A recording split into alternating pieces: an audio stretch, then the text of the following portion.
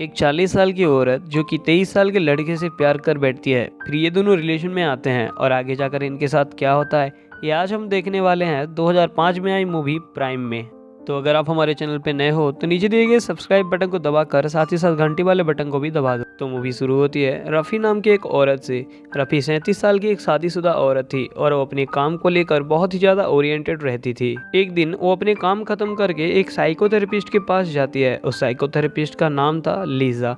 और लीजा को बताती है कि उसकी अभी अभी डिवोर्स हुई है और वो अभी डिवोर्स के पेपर में साइन करके ही इधर आ रही है। वो ये भी कहती है कि वो बहुत अकेली पड़ गई है, इसलिए उसे एक छोटा बच्चा चाहिए जिसके साथ वो अपनी आगे की जिंदगी खुशी से रह सके। अब हम 23 साल के डेविड को देखते हैं। डेविड एक पेंटर था और वो भी अपने काम को लेकर बहुत ही ज़्यादा सीरियस रहता था। फिर एक दिन अपने कॉमन फ्रेंड्स के जरिए वो रफ़ी से मिलता है। फिर दोनों रिलेशन में आ जाते हैं। वो दोनों हर दिन बातें करते हैं और एक साथ डेट भी जाते हैं। फिर एक दिन ये लोग इंटीमेट भी होते हैं। फिर रफ़ी ये सारी बातें अपने थेरेपिस्ट टीचर लिसा को बताती है। तब लिसा भी उसे बहुत मोटिवेट करती है। फिर कुछ दिन बाद इस बात का खुलासा होता है कि डेविड और कोई नहीं बल्कि लिसा का ही बेटा है, जिनसे कि रफ़ी अपनी साइकोथेरेपी वाली क्लास लेती थी। अब एक सेशन के दौरान जब रफ़ी डेविड के बारे में बताती है तब लिसा फिगर आउट कर लेती है कि वो और कोई नहीं उसका बेटा ही है। तब लिसा को इन सारी बातों से बहुत ही ज़्यादा ऑकवर्ड फील होता है। तब वो अपने ही साइकोथेरेपिस्ट के पास जाती है और उनसे सजेशन लेती है। तब लिसा के साइकोथेरेपिस्ट उसे बताते हैं कि जो भी जैसा चल रहा है उसे चलने दो, क्योंकि ये रिलेशन ज़्यादा दिन तक नहीं टिकेगा। अब हम देखते हैं कि रफ़ी और डेविड ने एक अपार्टमेंट खरीद लिया था और वो दोनों लिविंग में रहते थे। क्योंकि डेविड 23 साल का था तो बहुत इमेच्योर था, लेकिन उल्टी तरफ रफ़ी बहुत ही ज़्यादा मैच्योर थी और घर के सारे काम संभालती थी। यही वजह था कि उन दोनों में अक्सर तू में हो जाती थी।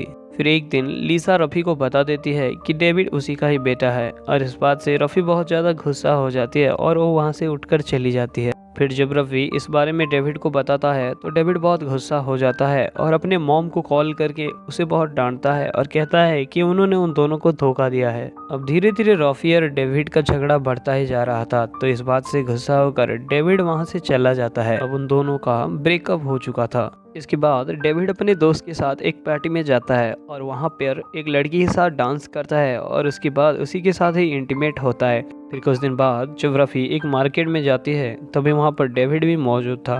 ये दोनों एक दूसरे को देखते हैं और फिर ये लोग डेविड के क्वार्टर में आकर एक दूसरे के साथ फिर से इंटीमेट होते हैं। तब ये दोनों डिसाइड करते हैं कि फिर से ये लोग अपने पुराने रिलेशन में चले आएंगे। फिर ये दोनों अपनी फैमिली के साथ एक डिनर पार्टी ऑर्गेनाइज करते हैं।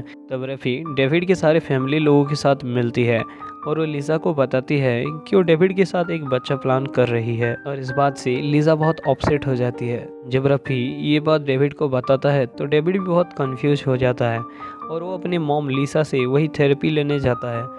तब लिसा डेविड को बताती है कि उसे रफ़ी को अकेला नहीं छोड़ना चाहिए और उसे उसी के साथ ही रहना चाहिए। तब डेविड भी डिसाइड करता है कि वो रफ़ी से मैरिज करेगा और उससे ही एक बच्चा पैदा करेगा। डेविड फैसला करता है कि रफ़ी वो का पीछा करते हुए डेविड उसके अपार्टमेंट में जाता है और उससे कहता है कि वो रफ़ी से ही शादी करना चाहता है और वो बच्चा पैदा करने के लिए भी तैयार है। तब रफ़ी को रियलाइज़ होता है कि सिर्फ 23 साल के होकर भी डेविड उसके लिए कितने सारे सेक्रीफाइसेस कर रहा है।